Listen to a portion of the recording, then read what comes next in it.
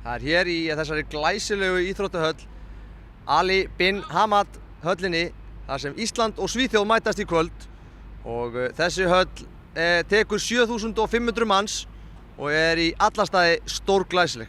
Við skulum fara inn og skoða.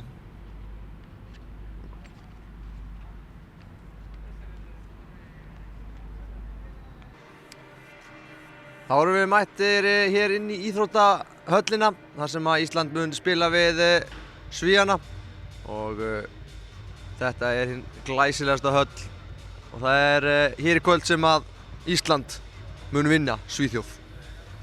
Já, hér erum við mætt í aðstöðu sem heitir Mixið. Hér mæta leikmenn eftir leik og þá gefst fjölmiðlamönnum tækifæri til þess að taka viðtöl.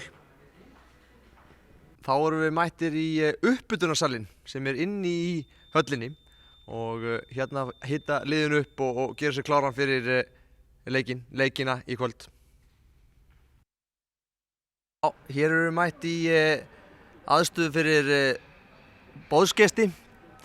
Ég þori nú ekki að setjast í þessi leðursæti.